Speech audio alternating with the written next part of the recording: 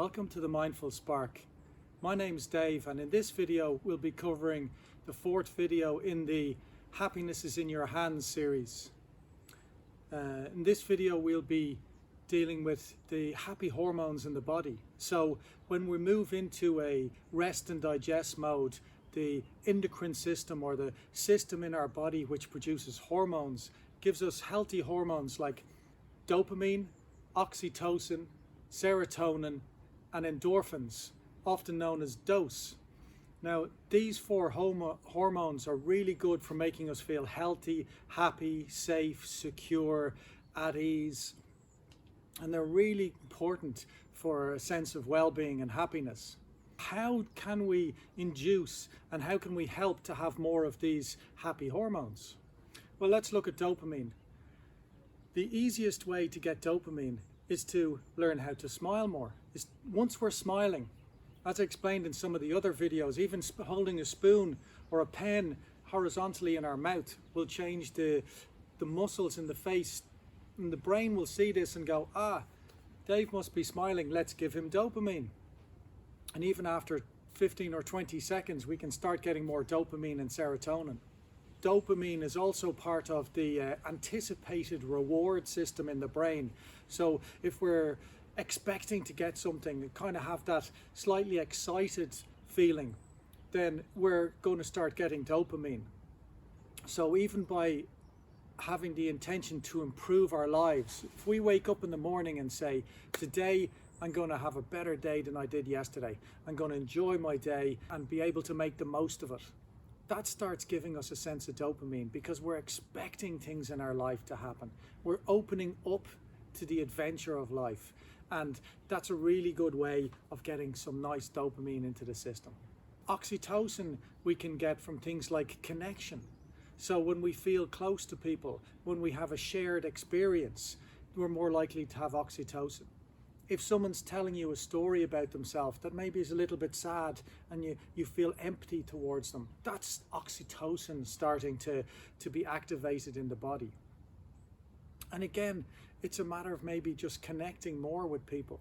So maybe picking up that phone and ringing that family member you haven't spoken to a while, or making time for friends or family, is a really good way of starting to help more oxytocin be produced in our body. The third is serotonin. Now serotonin, 80% of serotonin is produced in the gut, in the belly, and its low levels of serotonin are often linked to levels of depression. And what we eat can greatly affect our microbiome and our gut and our production of serotonin. So it's really good to eat the right foods, particularly things like green veg, a lot of nuts and seeds, beans, pulps, that sort of thing can be really good.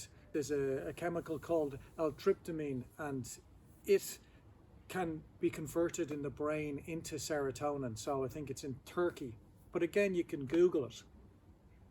And serotonin is another really helpful way. The more we have it, the less likely we are to be depressed. So even learning to do our abdominal breathing to get a bit more activation in the belly, we're calming, we're breathing slower, but we're maybe helping to massage the internal organs, the digestive organs.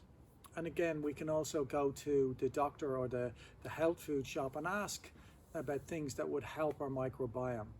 And it's another lovely hormone that will help us have well-being and happiness. And the last is endorphins. So endorphins we can get from things like exercise, getting higher activation of the heart. So we can get it by having a really good massage, from making love, from eating things like chocolate, chili, drinking red wine. Now obviously the more you eat of those, it has a detrimental effect. But even in small portions, it can be good for getting a higher level of endorphins. But certainly exercise is one of the most amenable ways to help with those endorphins. And meditation is a really good way to help, and being mindful to help the dose levels.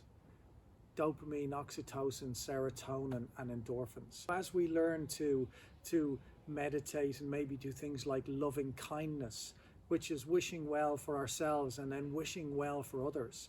That's a very powerful effect and will directly affect both our, as I explained in the previous videos, the autonomic nervous system. So we reduce our stress levels, we deactivate the sympathetic fight and flight, flop and freeze mode, and we activate the parasympathetic rest, digest, feed and breathe.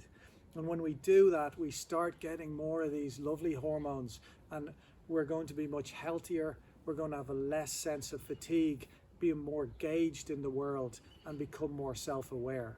Dose, really helpful to have a happier life.